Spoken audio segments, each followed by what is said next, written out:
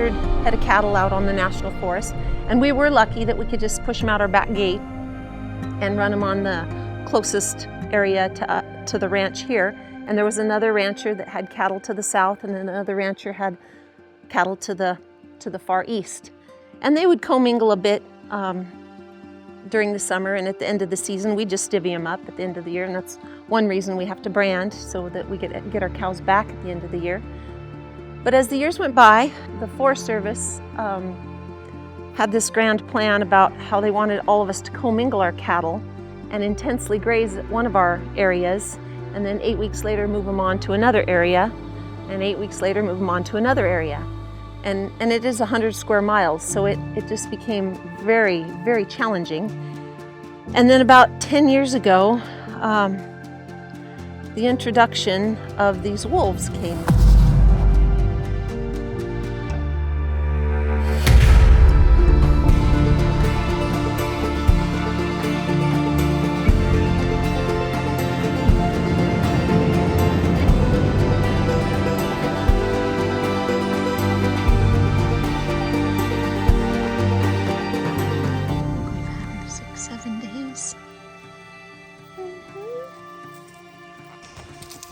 Hey, where are you going?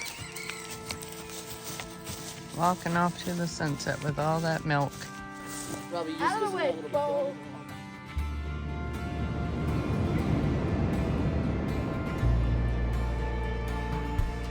I came here for a job and I got to stay here at the ranch. And I'd actually heard about it a few years before and had always wanted to come up. And then fast forward, I landed here as a guest, and the minute, literally, I walked in the door and Kathy gave her welcoming, genuine smile, I immediately felt like I was home.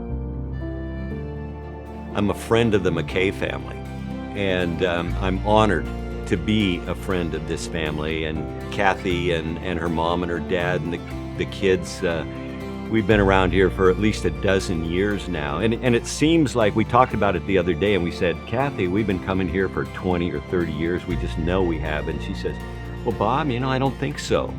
Because, this place has only been here for about a dozen years. This building itself for 13 or 14 years, but we come so often. So it just seems like we've been coming here for so long. Seems we all have a story to tell, and I'll try to tell mine. So my parents, Steve Kahns, born in Poland, came through Ellis Island in 1926 as a 3-month-old baby in the arms of a teenage mother running from an arranged marriage. She didn't love the man that her parents chose for her, so she knew her grandparents were in America somewhere, and so she found him in Chicago. My dad was raised by his grandparents. She remarried when he was about 5 years old. His new dad was a nice man, he said, but an alcoholic. And so at the age of 8, he mentioned he had looking around up and down the streets in the bars for his dad. And so that marriage didn't last, and his mom was divorced and never remarried, so my dad was an only child. So my mom was an army brat. She moved around a lot in her younger years, also city kid, born in Fishers Island, New York, primarily raised in California.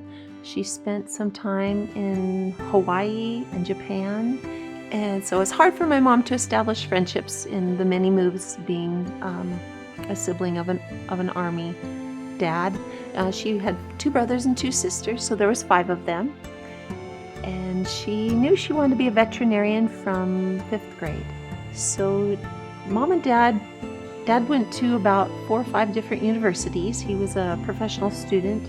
When he was waiting after the Navy, when the war was over, he graduated in 1944 from Chicago Vocational School, and he was waiting to get into Michigan State, and a buddy talked him into taking a farrier course. So he thought he'd learned to shoe horses, and probably one of the best things he said he could ever done, because everybody would hire a farrier if he could put shoes on the horse. And back then it was at $5 a pop, and he just started collecting $5 bills until he could finally purchase his first brand new 1954 Chevrolet. He worked at a couple dude ranches in between colleges. That's where he met Mom. They both ended up at WSU, Washington State College, WSC. We're married in 58. I graduated in 59. And ever since we got married, we were looking for a place to call home and raise our kids, start a family. They met in 58, got married that fall on Dad's birthday, September 4th, so he wouldn't forget it. And then they both graduated from WSU in 1959. Mom was one of the very first female veterinarians. Dad was familiar with the area in Republic, and so they thought they'd look around and see if they could find a place to call home. Originally looking for about 40-50 acres. The realtor, who had been new to the area, encouraged them and asked if they'd be interested in looking at this ranch south of Republic. And when Dad found out it was about 1,200 acres originally, he said, "No, we don't want to waste your time. We can't afford it." And yet the realtor and Mom and Dad had nothing else going that day, so they went on an adventure and to take a peek at this ranch that had been for sale for some time and had been recently logged, completely logged with not a marketable timber left. But my dad saw all the potential in the baby trees and the trees that were up and coming.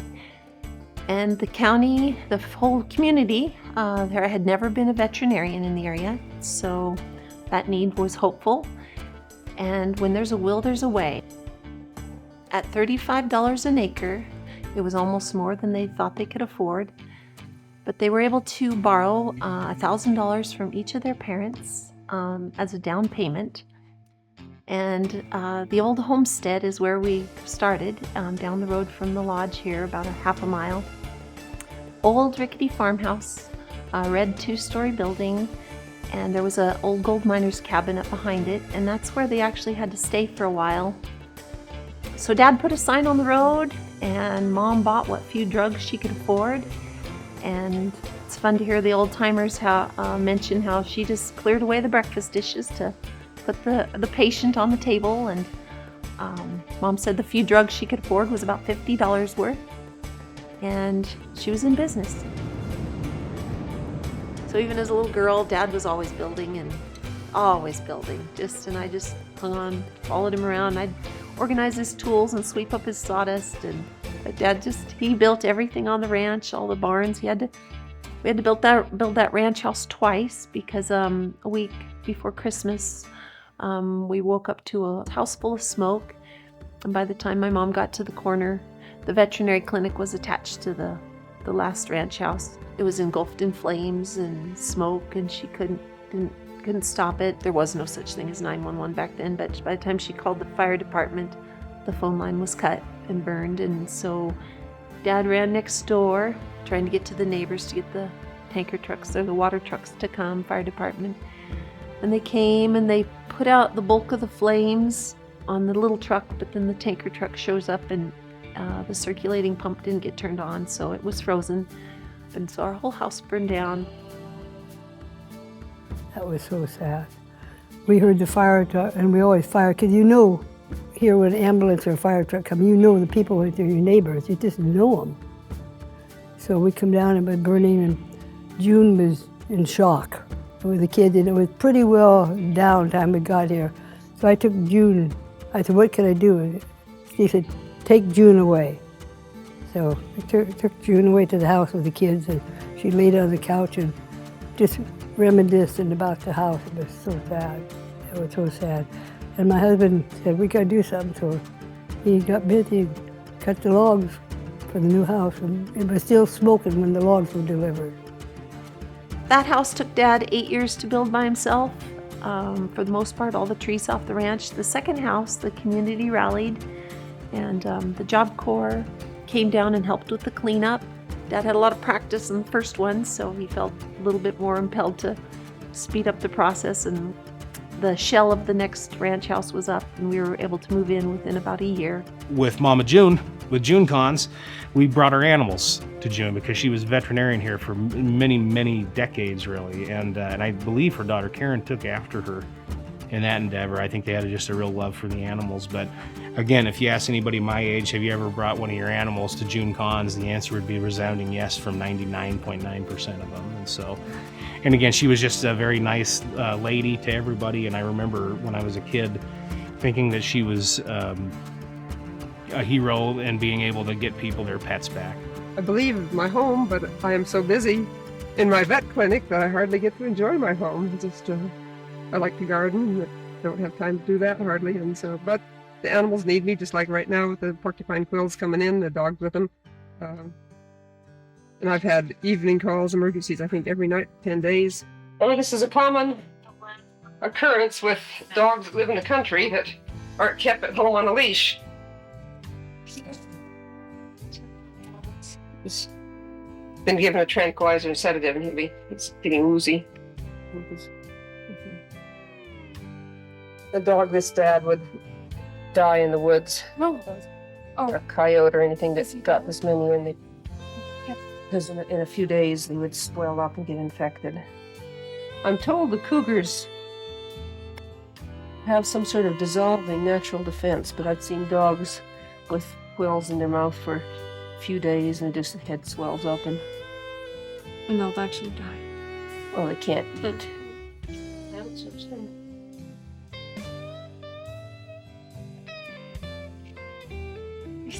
These are just a few hours old. We were born, that one was born 6 o'clock last night. Oh, they weren't? Yeah. That's perhaps. Now, there's grandchildren. Oh, is that the one you're saying? Recycled? That, well, I said, I'm not going to get tired, and I'm not going to wear out. I'm just going to, well, what I'm saying, I'm not going to rust out, I'm going to wear out. So it's, don't think about retiring, just keep going as long as you can enjoy what you're doing and are physically healthy, and so we enjoy it here. The June. I don't know what I should say. June might come and get me. But I remember her coming, I come down, he said, come help me. She said, I got to do a cancer eye.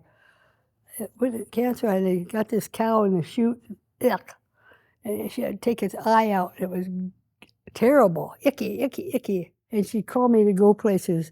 And one time she said, I got to go to Canada. A friend of mine's up there and she needs some help. So we went to Canada, and this lady, she had chickens and cows and goats and everything, and June fixed all of them up and checked them out, gave her medicine, and she didn't have any money, of course. So she said, well, I got this banny. June said, I like that banny. So she said, it's yours. So we're going to cross the border, and you don't take animals across the border. So they put me in the car, I had a big shirt, and they put the banny right on my shirt, and the baby sat on my bra. We smuggled a banny and 3 babies across. My name's Wayne Cons. I'm the youngest of the family. I was born and raised here. I do remember always animals. And with Mom being a vet, she has stories of when she'd go on a cattle call or a ranch visit and, preg checking or vaccinating or whatever. I remember I was little, playing with the boxes and bottles. And so going on ranch calls, it was with Mom was memorable.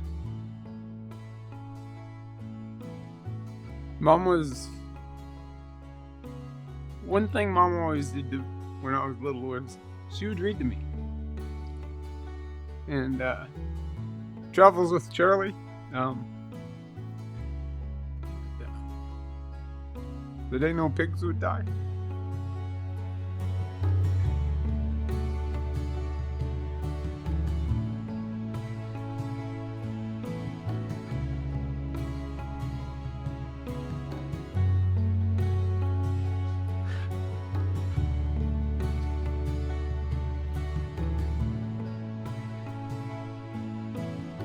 My name is Karen Kahns. I am the daughter of June and Steve Kahns. Mom really was an incredible inspiration, and I loved working with her in every manner. And I think one of the big things too was, I just would be with Mom every day, working with her. But I realized when she was gone on a call, someone else came in and had an animal. I don't know if they had a cut or an injury, and I realized I needed Mom. So I needed to go figure out how to do what Mom does in case Mom's not here someday. Going through vet school, following in Mom's footsteps, it's been a, what do you say, do what you love and call it work.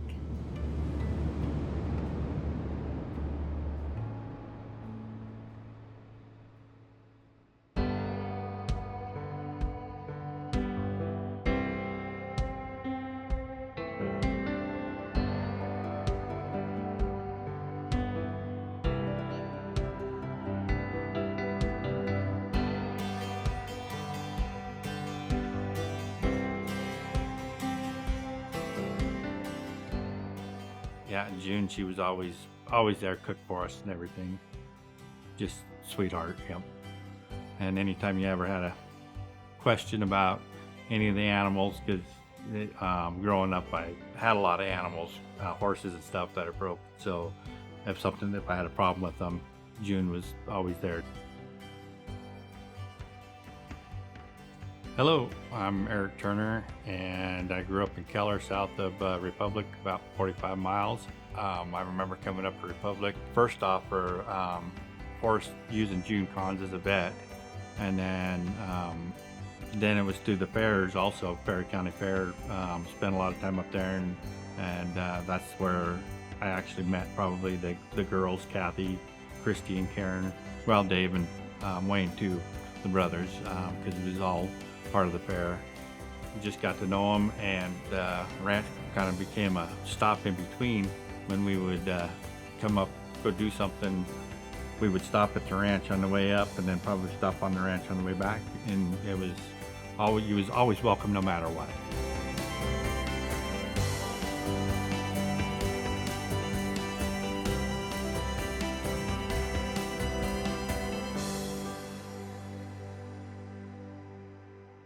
Just the love of the land and the animals and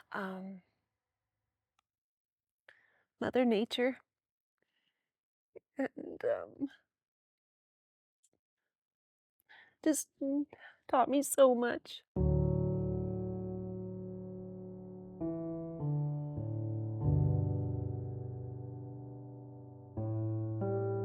Be true to your word. And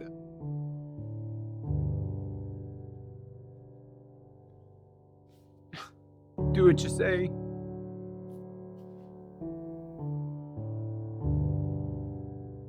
When there's a will, there's a way. And don't ever give up. Fight for what you believe in. Yeah, be honest.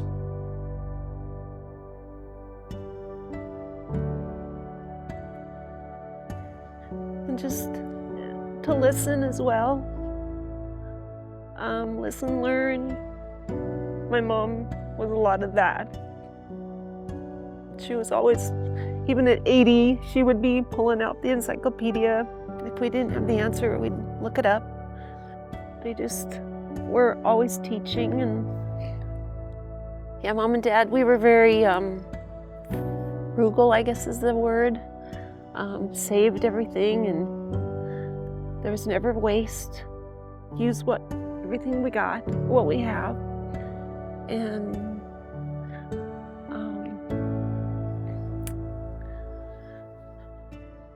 try not to rely on others as much as just stand up on your own 2 feet. Well, the Kahns family, to me, it's a name, but it's also a landmark in Ferry County. My history is I grew up 3 miles south of here, so I've been neighbors with the Cons family and the Kathy McKay ranch for my entire life. The origins, I would say, of the Danzels, my family meeting the Conses, was when my dad moved here in 1965. And the Cons had been here for a couple years before that, and they were next door neighbors. Because see, the land that you're on here butted up against the original Danzel tract that my granddad bought and owned. And so they branded cattle together. They did pretty much everything together. And so that was before my time.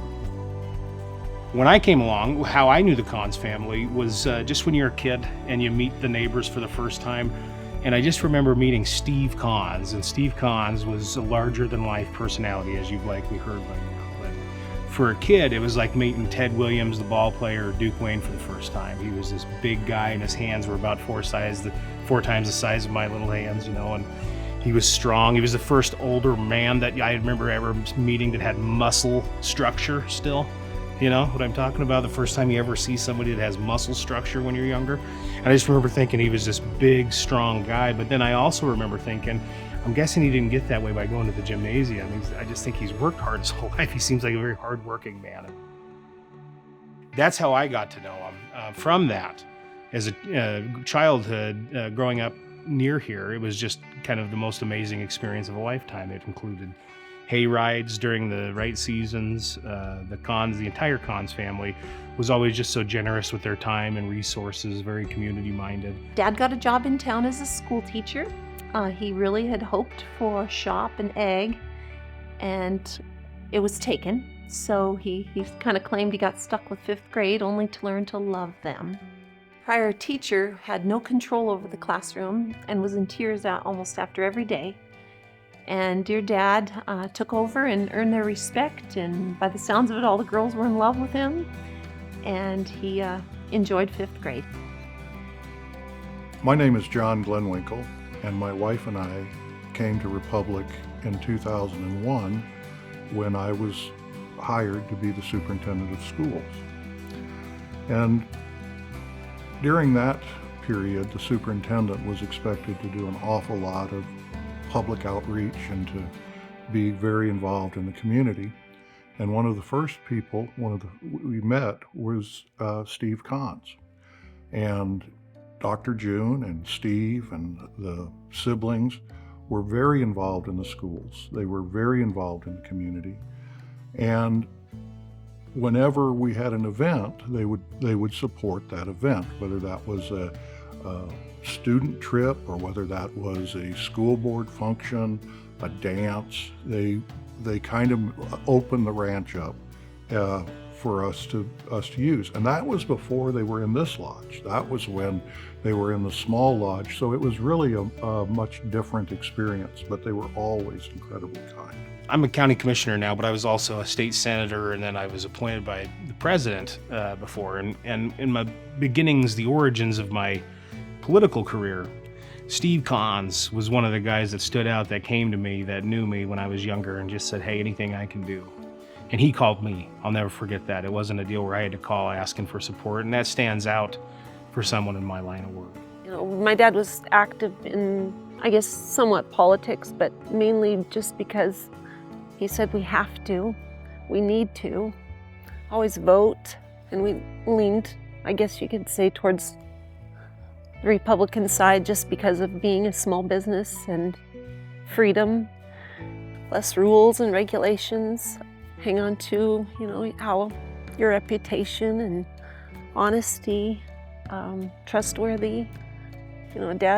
Dad was, he went to school for civil engineering, and he really didn't know what he wanted to be, but of all the education he acquired, lawyer was not one of them. And yet, after established in the county and the community, they came and got him off the tractor and asked if he'd be their local district court judge. He was quiet and humble and shy, and he said, but we sure could use that $300 a month. So he accepted the offer, and a lawyer was not in his background at all. So I'd heard he was the last non-lawyer judges there ever was. My name's Karen Sanderlin. I've been here since 1972. And I met Steve Kahn first because we were bored when we came to town. We'd go to the courthouse at night when they had court once a week. It was a big thing. We'd go see Steve as the judge. And he'd have glasses on and he'd take them off and look at it. He'd go like this and he'd look at the people and say, "Aha, you did what?" He wasn't an attorney, but back in the day, they had a hard time in the rural areas of the state finding folks to be prosecuting attorneys, to be judges, in any kind of way, shape, or form related to the legal profession. And so Steve Kahns was the judge because the people in the area thought that he was the most fair and most kind of wise and sound and had the most experience. And I was a little girl back then, and I just remember, wrapped around his leg at all times. But I slept on that back bench every Monday night court, and it was also the community Monday night entertainment. Being raised with mom and dad, especially dad, he was a judge for several years. Was able to become a judge without going through the bar exam and whatnot, and through his integrity. Dad taught us all a lot. He was a man of few words, but when he spoke, we all listened, and we called it words of wisdom. My name's Dave Kahns. I'm the eldest sibling here at the Kathy McKay. I was born and raised here and grew up here and learned a lot of things from my dad, and so a lot of it's set in to what I do now, and I absolutely love it here. Working with natural resources, timber and wood products industry. So it's a hobby became a full business, and now we contribute to it has meaning for our bundled firewood market in memory of my sister Christy. We just miss Christy. I wish they could have met at their Aunt Christy, but they're living. They know her through us, so.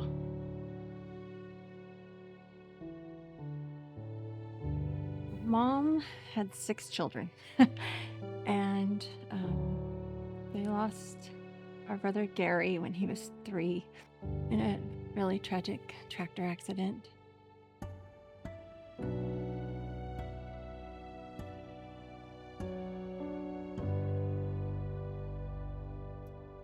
I was a baby, so I don't remember, but Mom just said that if it wasn't for me as a tiny little baby to swaddle, she doesn't know how she could get through it. And I understand now, but I didn't really so much back then. And then my sister Christy was the middle child, 2 years above me.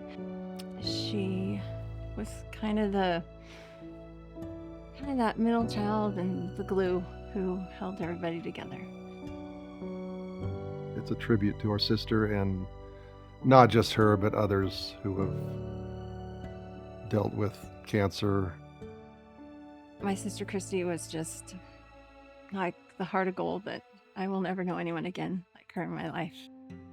She was like my best friend, and almost like a motherly figure to me too. Like, Mom was an amazing mom, don't get me wrong, but she had a lot of kids, and she had worked so hard and did so much for everybody, which was an incredible role model, because that's now kind of what I do, and I see it in these guys. It's like you model your model. She was just so intelligent and so caring and so responsible, and just, yeah, it was just like that best friend you can only be lucky enough to ever have in this world.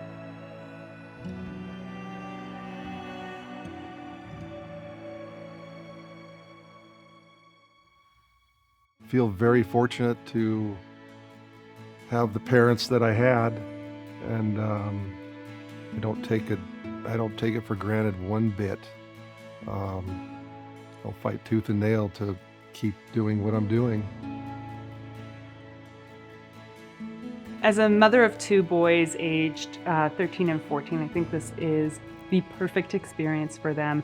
Kathy really puts them to work and lets them have the experience of being ranchers on the ranch. My youngest, Connor, has opened gates, chased horses for her, helped her herd horses. He absolutely loves the experience. We remember Kathy's dad when we first started coming here, we would come along the side of the ranch to the driveway, and there would be cords and cords of wood stacked for it seemed like it was a half a mile. And we thought, what's going on with that? And that's what he did. The man was always working. We discussed how this place was made and how he laid the entire foundation. It took him 3 years to do that. And then how they pulled the logs out of the forest and peeled them one by one.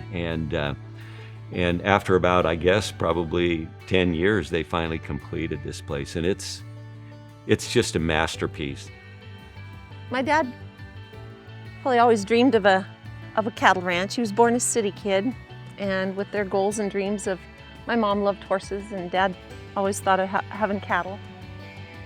Dad was amazing because he was the one in charge of taking care of cows, and he called them his girls, and we loved our cows, and yet they had a purpose. We raised them to eat, and yet we kept our cows. And we knew in life there's part of your life is the end.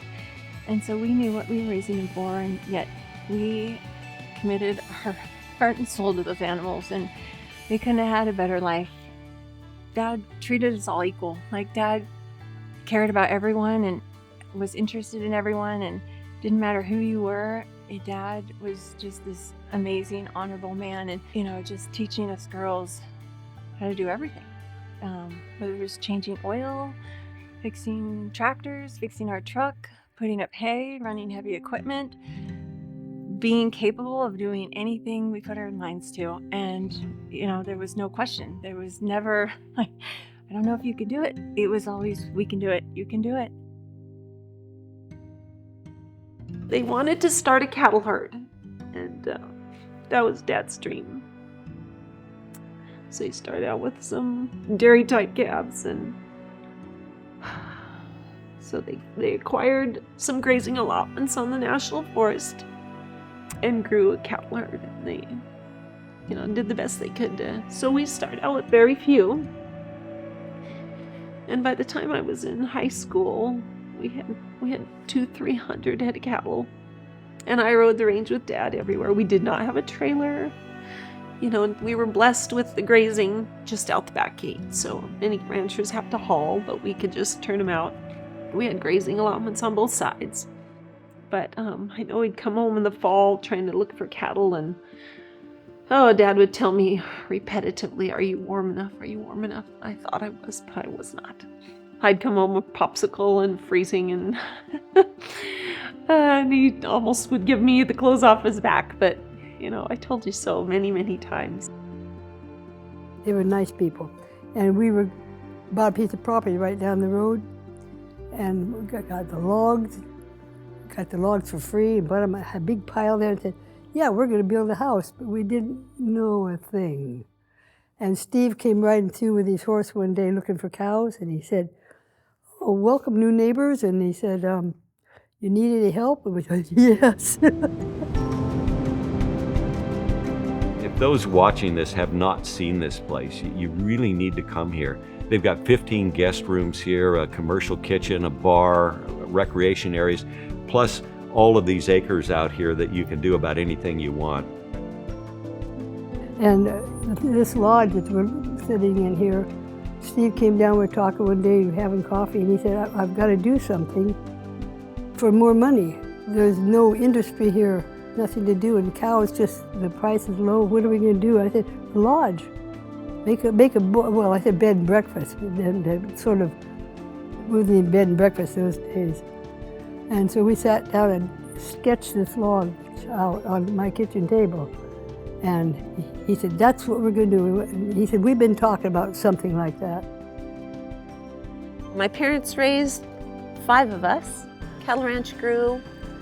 My parents came with nothing, and we grew the cattle over the years. And then this meadow was a big swamp when they first came. And they were able to create the hayfield by diverting the river and clearing the land. So we get a couple 100 tons of hay off the meadow as well. So we grew up with cattle, timber, and hay. And we started graduating from high school, and Dad insisted that we all went off to college and get real jobs, that the ranch couldn't support us all.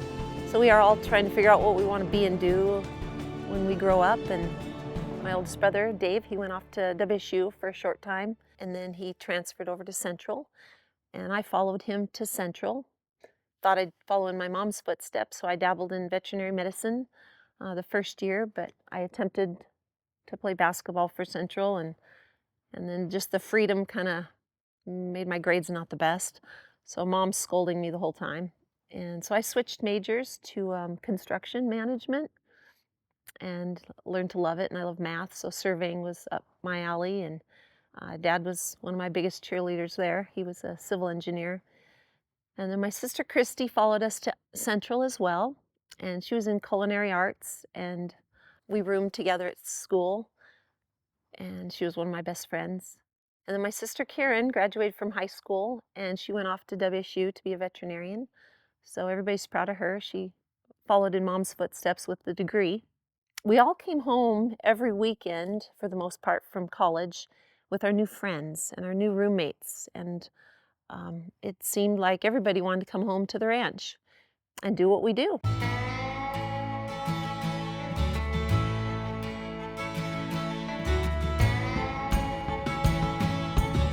From horseback riding to fishing, shooting, cattle drives, brandings, even just bucking bales. And the living room was full of college kids, and my dad had a pair of gloves for everybody with ulterior motives. About then, we realized what an interest there was in the ranch and what we do. It was the early 90s. I would say this would be our 30th anniversary open to guests, because I think our first paying guest was in 1993. Our house was never just us. There was probably always at least between 2 to 8 people living in our house. And they just became our extended family, and so we just welcomed everybody and anybody from any walk of life. Christy and I, we looked up a few guest ranches, and this was before the internet, so we had to do some homework, and we found a couple, and we hit the road, and we went and just talked with them, and they said, well, if you love people and you love what you do, go for it. So we took rolls and rolls of film of all the ideas we could come up with and came home so excited, and Dad, I think we can do this, let's try it.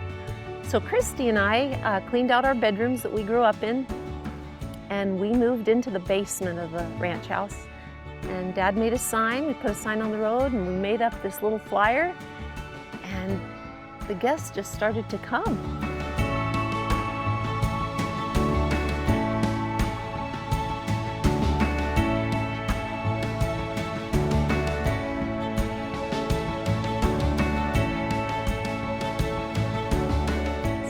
I'm Angela. I have been coming to Kathy McKay since I was a little girl, tiny. We would come here and go to the barn dances that they'd host, and that's where I first learned how to swing dance. And when I was about 14, I started coming and working for Kathy, and would work in the kitchen and learn some stuff back there. So I've known Kathy pretty much my whole life, and she took me in as a young teenager and put me under her wing and taught me a lot about the proper ways of equine. And she actually influenced a lot of my equine, and which made me the businesswoman I am today with the horses. We actually did a trade when I was about 14, 15, and I gave her one of my broke horses I knew was going to be super safe for the guests. And I ended up getting a little red paint mare, and I still have her to this day. That's my heart horse. And Kathy really has been the biggest influence on my life with horses. And it's just so special to me because this place is deep in my heart without that. This place, it's like home. You come here and it's home. Everyone's so nice. She's so sweet. She makes you just feel like family. Her biggest smile. She has a smile that lights up the room. She really does. She made me feel like her daughter, her family, and there's no words that can explain Kathy because she is just the sweetest woman there ever was. I truly love her so much. My name's Andy Martin. I've been coming to the ranch for the last 18 years. Yeah, I just like coming up here. I watched this lodge be built from the ground up. First time they opened it up, I was in here by myself for a couple of days, which was a little weird. Not used to that. My first time outside of, I guess, a hotel, being somewhere. But yeah, it's just been fun watching it and getting to interact with people from around the country and around the world. My name is Janet Sherlock Bitzeff, and in the mid-90s, my husband and I were remodeling what was a very rustic cabin in the mountains. And we were still working then, so living in Seattle, but we'd come over on weekends.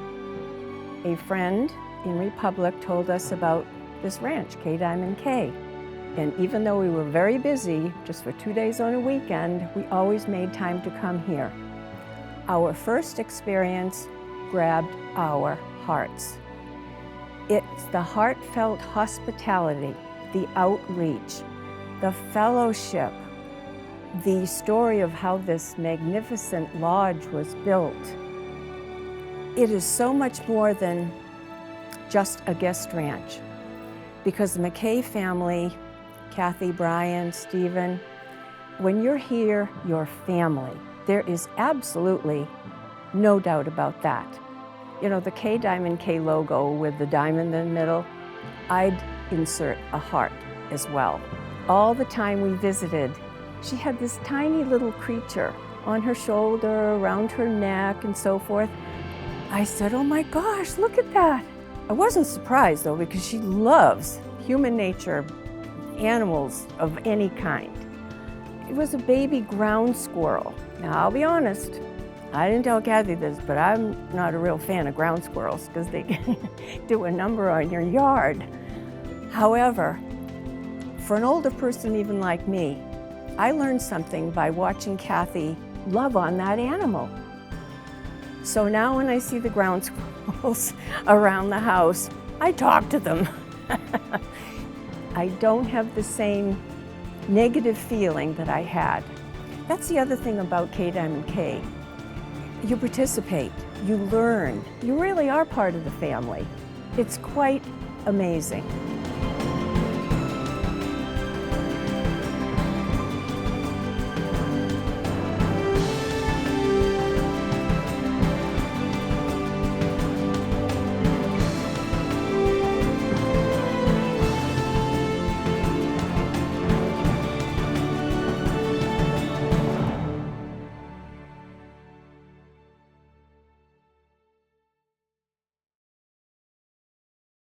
My dear mother loves what she did as a veterinarian. It was her passion, helping the community, helping the animals. And so we started the lodge in the year 2000, and my mom was 70, late 60s. Dad was 75, and absolutely no sign of those two retiring in any way, shape, or form.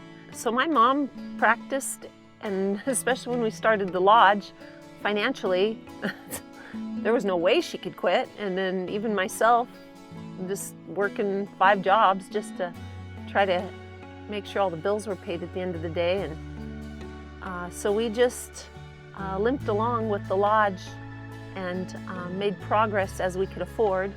After 7 years of working on that lodge, from the foundation to the shell, the time came for a roof. And my husband and I spent 3 months on that roof, putting that first layer of tongue and groove on. But then we realized getting assistance for the rest of the roofing was necessary. And we actually we're kind of trying to push a pencil, and even wiring and plumbing and septic. and heating system. We're just like, oh no, all these things cost money.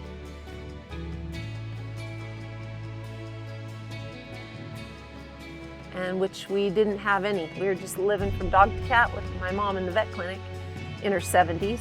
Mom and Dad used up all their retirement and we just had nothing left. And so it was dire straits. We just thought maybe it was kind of scary to think that the bank might even take us away at this point.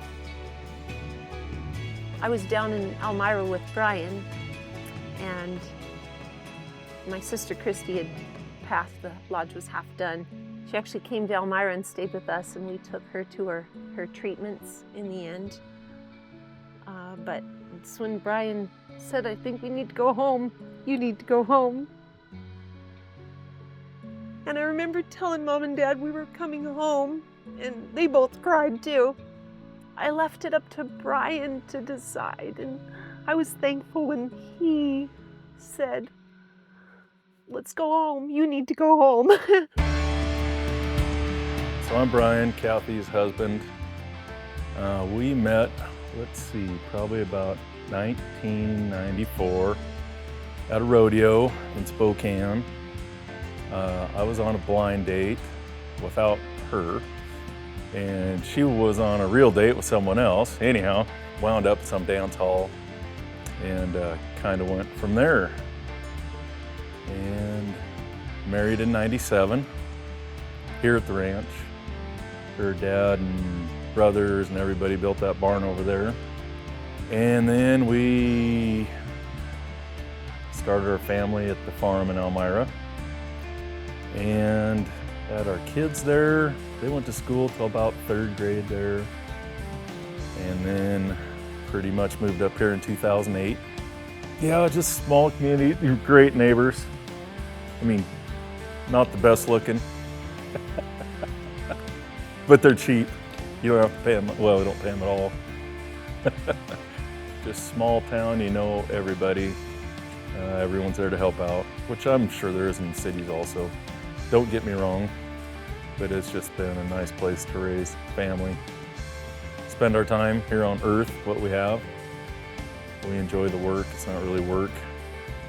It is, we call it the bigger fire method, so you get up in the morning and you go to the biggest fire and do what needs done the most at that time. The wolf population in northeastern Washington is on the rise, while their protection has been a priority for one guest ranch just south of Republic. These wolves are creating a pretty big problem. K Diamond K has always been a place of serenity where people and animals could come to relax. But in the last few months, it's been anything but peaceful. They're all hungry, and I just feel like we're the dog dish. According to Kathy McKay, who owns and operates the ranch, wolf packs have taken aim at their pastures, leaving dozens of livestock dead within just the last couple of weeks. Kathy saying they're surrounded with no end in sight.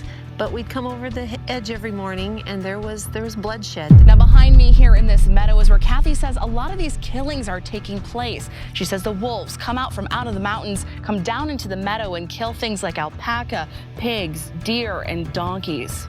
According to Seth Thompson with the U.S. Fish and Wildlife, they have been able to identify a new pack in the area that could be contributing to the problem. They've recently caught one wolf and had to release her due to existing protocols. We have to have, according to our plan and protocol, we have to have 2 non-lethals in place for a reasonable amount of time to try to work. Or they haven't, or they've shown that they're not going to work for this particular ranch. Then we would consider non-lethal or lethal control at that point. Kathy has also called on nearby Coville tribe members for help. Some have just been surveying the land, and others, like Josephine Bakudas, are taking shifts at night, making sure the wolves don't attack. These non-tribal members don't have enough rights to protect their own land, and they're not given enough rights to protect their animals. And so I'm out here to help the survival of the family's way of life. Tribal members have different treaty rights when it comes to hunting wolves, and while Josephine says their goal is not to kill them all, she says when a pack is this much of a threat, they are able to help and in turn rebalance the predator and prey relationship. It's supposed to go back and forth, but with all of this food readily available, that relationship doesn't work very well. Going forward, Kathy says all she wants is peace in the pasture to return, but right now she's having a hard time looking forward unless the wolf problem is addressed. I personally would love to see them all eliminated.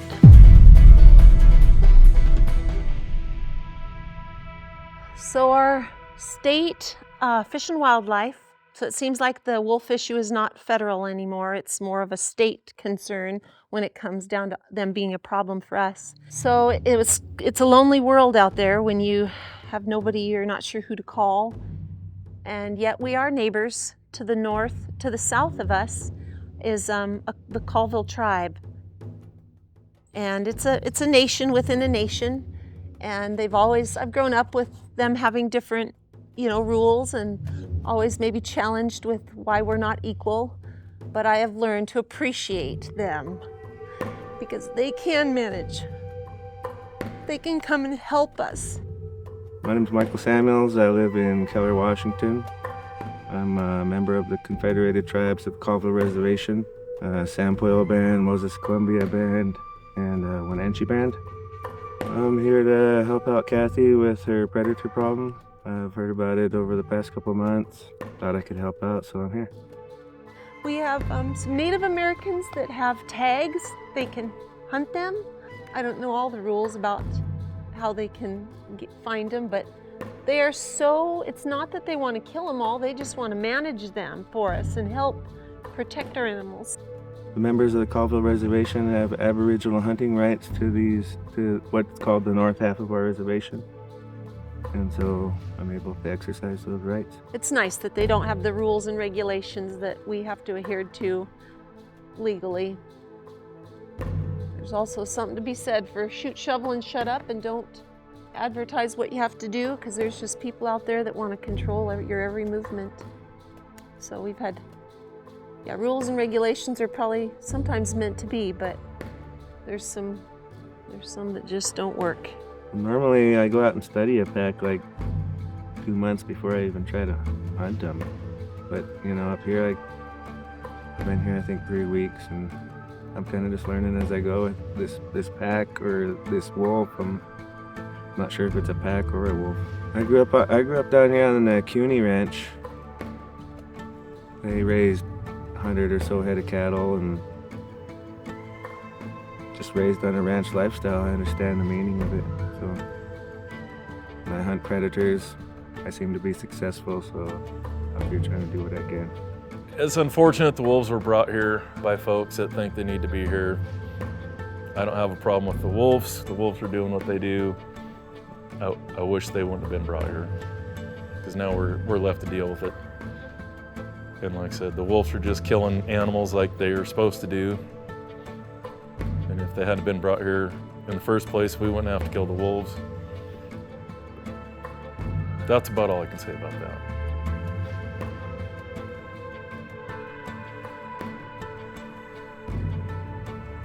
Fish and Wildlife came, and there was about 5 of them, taking pictures of the wolf damage and the dead donkey and the injured donkey, and they said it was illegal for me to bait them to try to catch them in the act, and that we needed 4 kills within 30 days, and we only had 3 kills. And so we're just waiting for another one to get killed before they'll even come help us. Their way of helping us is putting flashing lights in the field, which they did the first time, and a donkey was killed right next to that flashing light, so it obviously doesn't work. They just were hopeful it was some kind of a deterrent.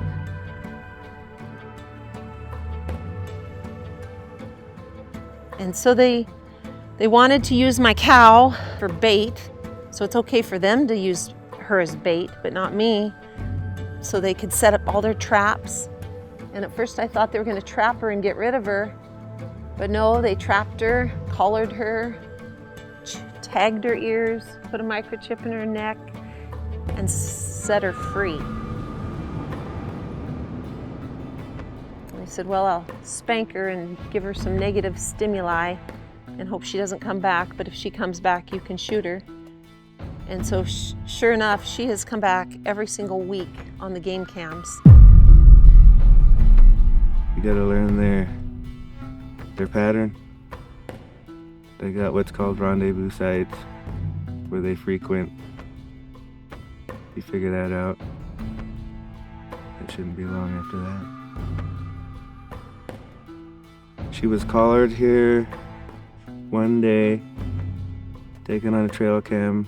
7 days later, 7 days after that, she was on a trail cam pic. So that's 3 weeks in a row. She was just right down here.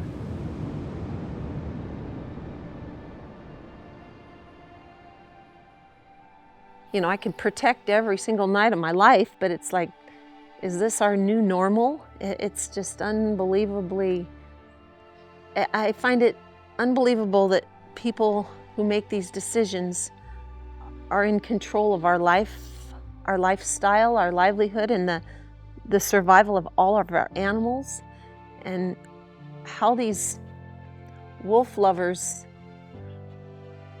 support the vicious killing of these animals is just unbelievable. And it's frustrating to think there's people that think this way.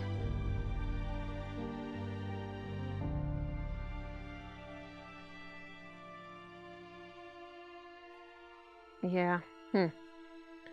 What else, buddy? What else, buddy? Darn it.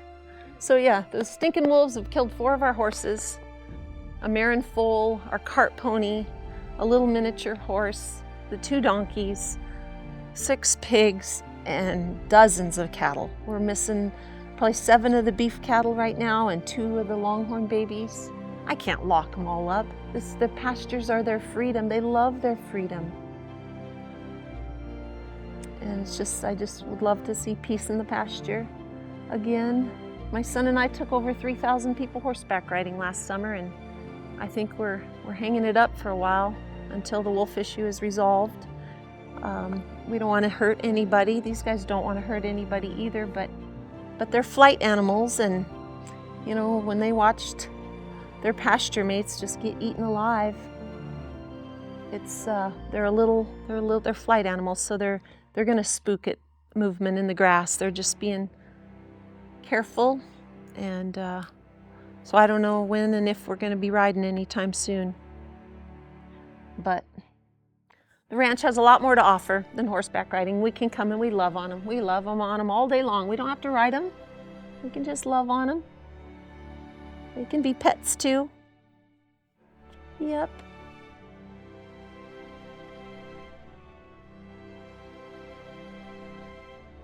The bill before you is House Bill 2423.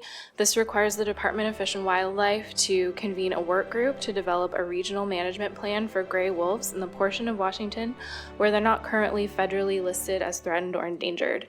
By way of background, under their respective authorities, both the state and federal governments maintain designations for the gray wolf in Washington as either endangered or protected. Federal law lists the gray wolf as an endangered species in approximately the western 2/3 of the state and does not maintain a designation in the remaining eastern 1/3. The State Fish and Wildlife Commission has classified the gray wolf as an endangered species statewide. House Bill 2424 requires the department to engage with the Confederated Tribes of the Colville Reservation, which I'll refer to as the Colville Tribes, on a government-to-government basis to align gray wolf management strategies in certain areas. Obviously, the tribes have options, you know, as a sovereign nation that the department doesn't, but I think that they could co-manage together a little more closely. My name is Mel Tenasket. I'm currently a member of the Colville Tribal Council. I think it's important to know that we have worked hard on the Colville Reservation to find that balance and to work with our membership on the wolves, because like every place else, it was kind of new to us. They started coming around us in about 2009. In my personal opinion, if we don't team up on this, it just makes it too confusing. It could cause conflict that don't need to have conflict because we're all after the same thing. And there's a balance. And I think maybe it's an inherent thing that our people, we're preached about it all the time, right? You kill something, here's how you treat it. Here's how you respect it. Here's how you pray to it. You don't just kill. There has to be a reason. There'll be times when we're going to have to kill a wolf, just like there's times we have to shoot a bear because they're getting into somebody's house and we move them and they keep coming back. You got to do something. Early this past spring was the worst attacks on our livestock and pets. Confirming wolf kills still continued, with the loss of over 20 animals within 500 yards of my bedroom window. How many guests would you say that you may have had come through your homelands and through your father's homelands and from Mel's homelands that taught them the quality of what it is to be one with nature, the one to respect nature, and the one to respect the people's lifeways over in the Republic area? Hundreds of thousands.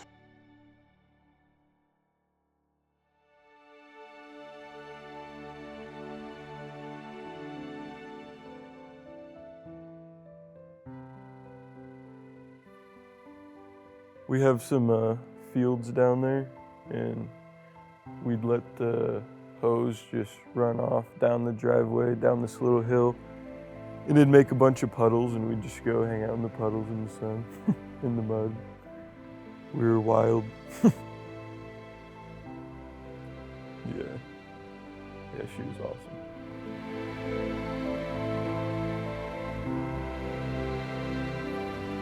I'm Stephen McKay. Grew up in Elmira. Moved here in Republic when I was about 4 or 5. Went to school in Republic from kindergarten all the way to 12th grade. Real small school, like 100 kids in the whole high school, so you really get to know everybody, and it's a good community here. Bunch of churches and whatnot. And we've just been working on this place forever. So my grandpa started it all.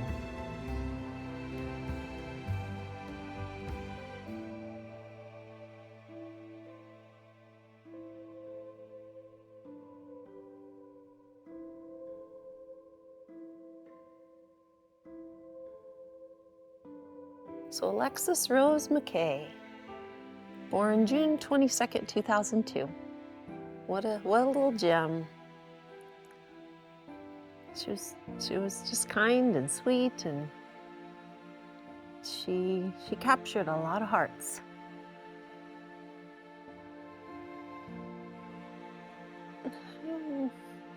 Yeah.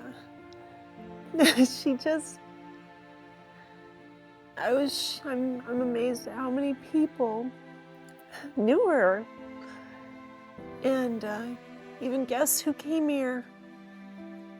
Lexi reached out, and she was the first to take him to the petting zoo, show him the kittens, show him the chicks. She knew where everything was hiding. She knew where everything was, and she always had that enthusiasm.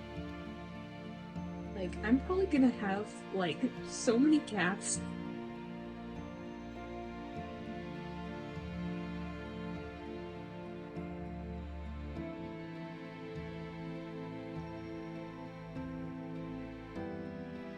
I'm sure all of us encourage our kids to do what's right.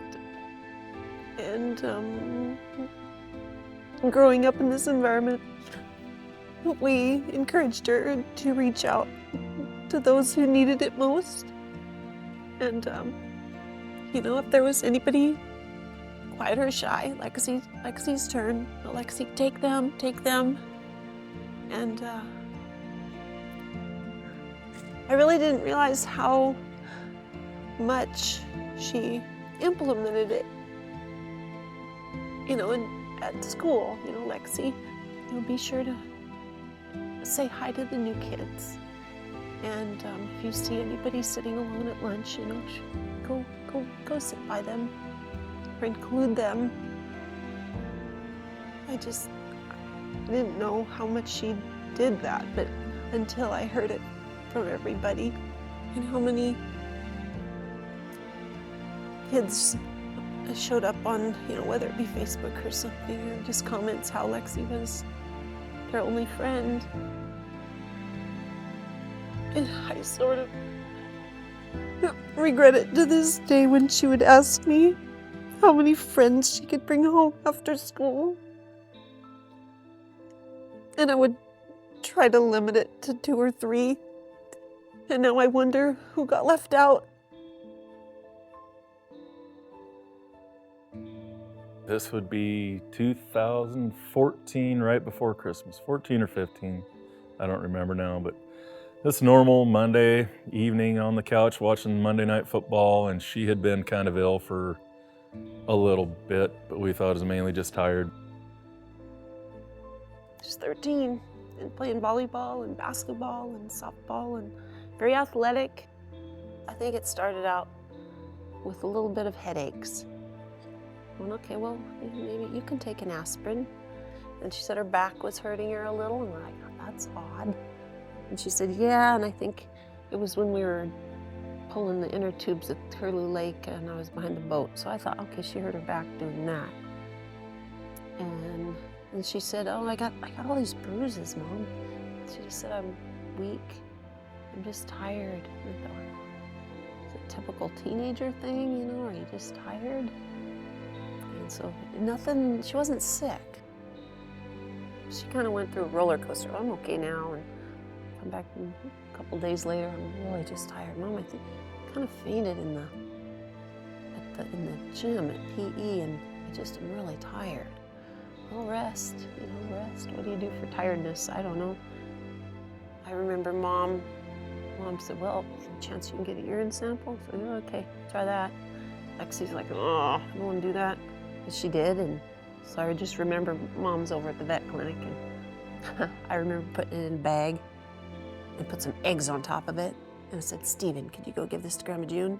Because otherwise, he ran it over to Grandma June, and she said, there's something not right. So I just remember asking the doctor, any chance you could draw blood? I said, yep, we'll draw blood, going up to the clinic, and we'll draw some blood. And the doctor said, well, I'll call you if anything shows up out of the ordinary.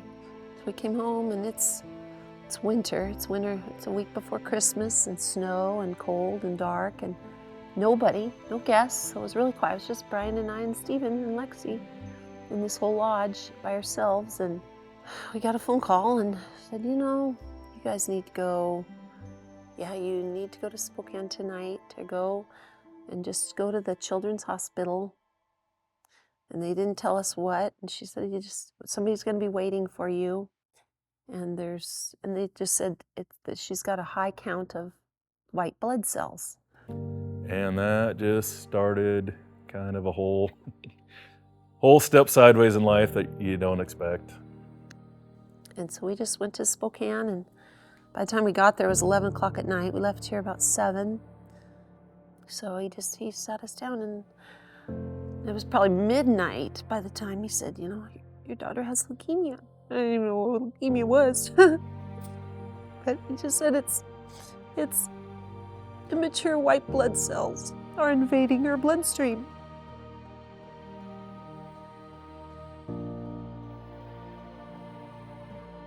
So we ran her to Spokane that night, as we were advised to do, and it was confirmed that she had AML leukemia. And it's making her weak. They're choking out the oxygen-carrying ones. So we just all look dumbfounded. What does that mean? What does it entail? And he just said, well, we'll do some treatments.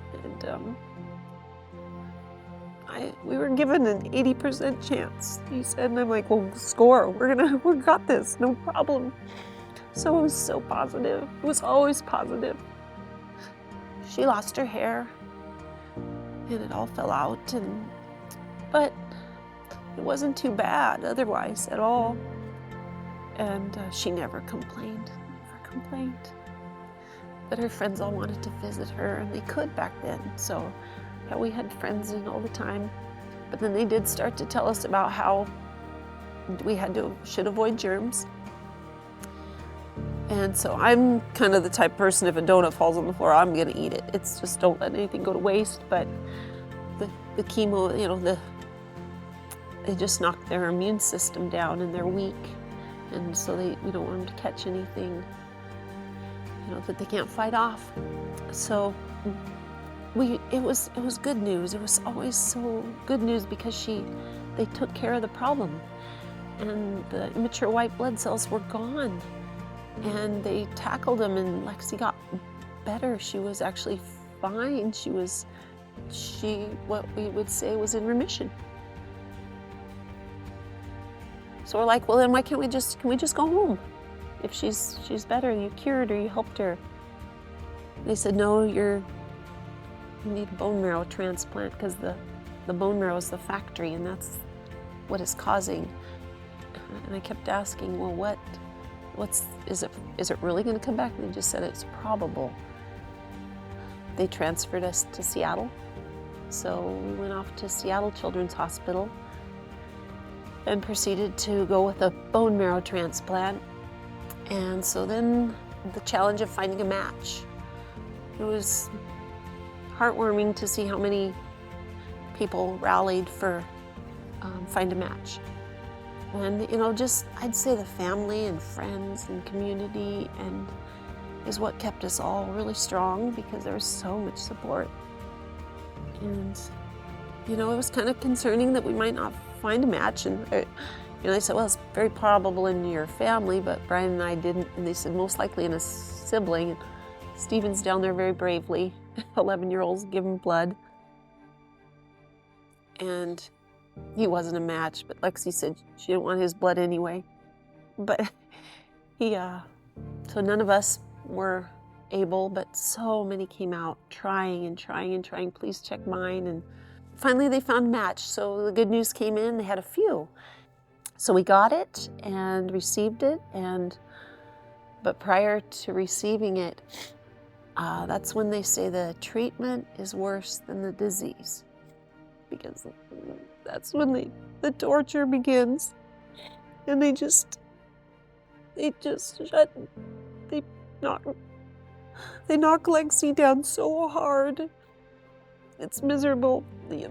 Her hands were burning on fire and her feet and her hair fell out again and she can't eat and her tongue but she never complained, but she was just being tortured. So was working, I guess, for a while. And we actually got to come home. Life was really good for a while and treasured all of the time with her. So her hair was growing back, and I just remember even the Make-A-Wish. We have a Make-A-Wish family here now. I remember Lexi's Make-A-Wish. It was to see Andy Black. She just adored that musician. Handsome kid that just made her life, just made her world one day. And he treated her like a queen, and she had a dressing room right next to him when there's 100 girls just dying to see this kid. And he just came and talked to her and doted on her, and she just was just goo-goo over it.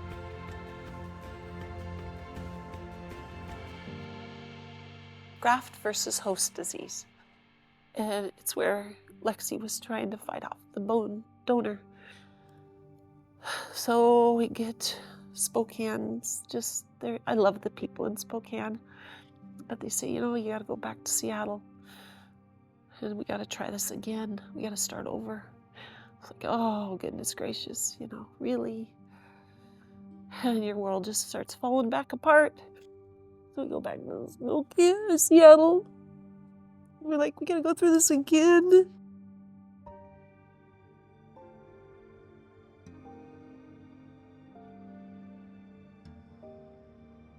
But Lexi caught something. She got something in her sinus, I guess. And it kind of went towards her lungs, and they were doing all kinds of surgeries to try to help her and save her. But she just kept getting worse and struggling, and And the worst thing ever is when we had the choice, we had to intubate her to try to save her for a little longer. And we just were doing everything possible. I would never go there again. I would never do that again. Because that day we could never talk to her again. Her brain is 100%. 100%. And she's trying to talk. Oh, it was torturing us both. And I just remember the day I knew she was starting to cry, and I was like, what's wrong, Lex? And she's trying to tell me. And so as I'm spelling out the letters and she spelled, I am ready to go. And I was just like, oh, darn it.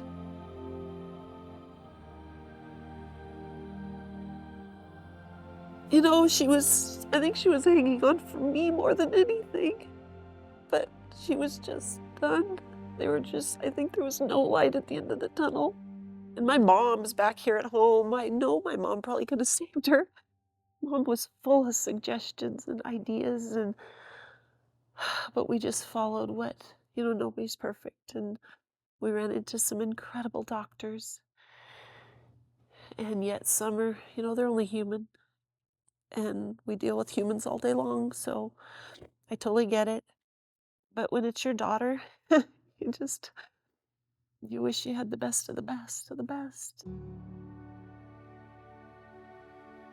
We just thought it out very carefully.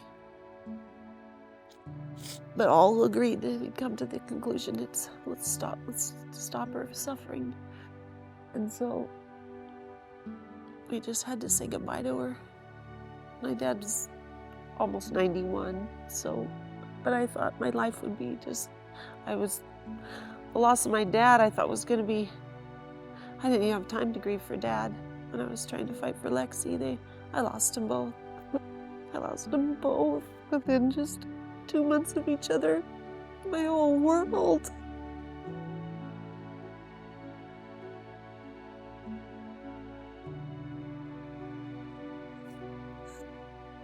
My whole world, but I'm so thankful for Brian and Steven and my mom. I had to stay strong for all of them, too. But yeah, oh my gosh, Lexi and Dad were just incredible people. You're tested personally in those situations. I think the way we grew up around farming, ranching, the animals, I think we're exposed to life and death more than a lot of people. Not that it makes it easier or right. I think helped us through that journey, I think. Lexi had a big mark on a lot of people, and it came out of the woodwork even after she's gone. I am 9 years old and I am in 4th grade because if you vote me, we will do lots of fun things like at the end of the year. I am a very good listener. I will make sure the right messages get sent to your classroom. Sing yay for McKay!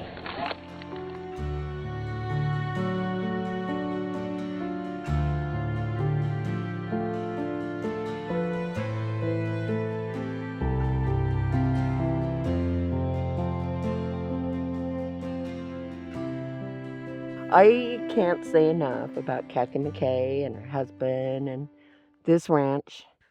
It's just a wholesome place. I can't say enough for it. It's I don't have the right words. It's like a little piece of paradise right here. Everybody is caring. Everybody's so sweet. And it takes you back to a different time. Old childhood, like working on the farm. West too. Yes. It's like you're not gonna find something like this just out your back door.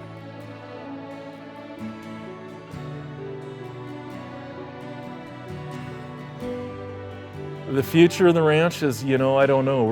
We're getting older faster than we want. You know, there's family dynamics to consider. Of course, hopefully someone from the family picks this thing up and goes. It was her dad's dream, and you know, the whole family's carried it on. Kathy probably more so than ever now. She has the personality for it. The ranch is nothing without Kathy. She has a smile on her face every day and the energy. Hopefully that lasts forever. Like I said, otherwise someone will have to step up, and I hope carry on with it.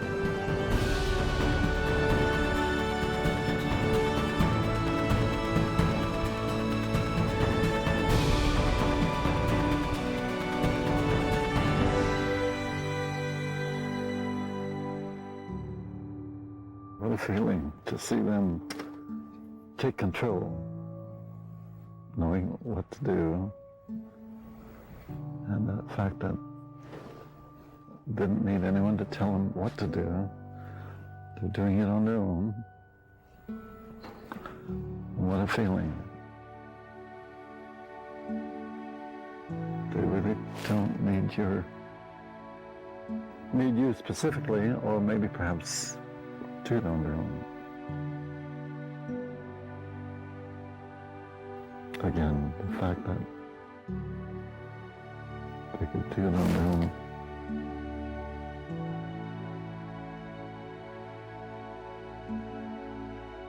Boy, what more can a parent ask?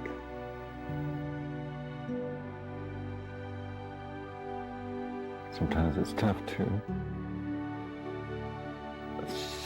show them how you feel. What a family.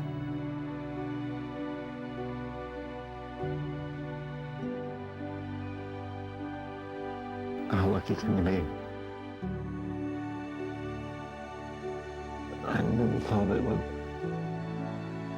ever happen to me to have a family such as this.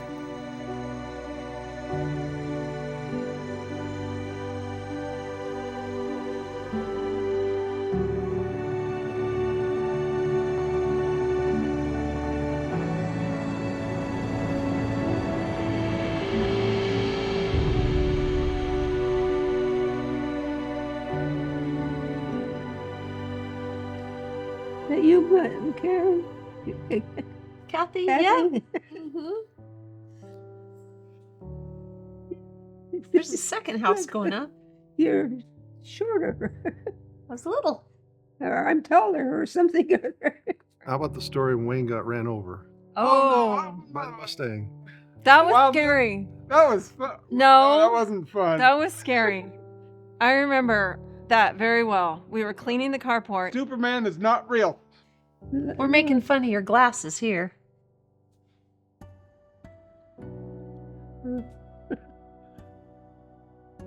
Think we're building the bunkhouse up here? Oh, up here. No, I forgot. Looks like you're feeding cows right there. We needed to move the cars, and I don't know why the keys weren't in it, or we didn't. Okay, how old were I you? was in fourth.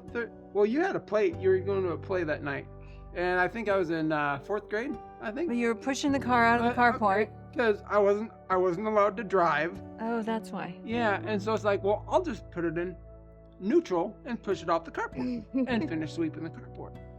And then Dad and me. And Chrissy and Kathy and there's a new one. Karen. Karen. Stop. I'm trying to okay, stop, nope. So anyway, fell down, face first. I was like spread eagle. And both my hands, find out afterwards, both got ran over. I got turned over upside down. Saw the muffler and the chassis and Long story short, we took him to the clinic and no, you laid me down in front of the sliding glass door in the house. Oh, we did? Yeah, and then they went off to your play. And then later on I still have a grass burn on the arm, scar, and I was swollen. The car was okay. Car was okay. I was perfectly fine.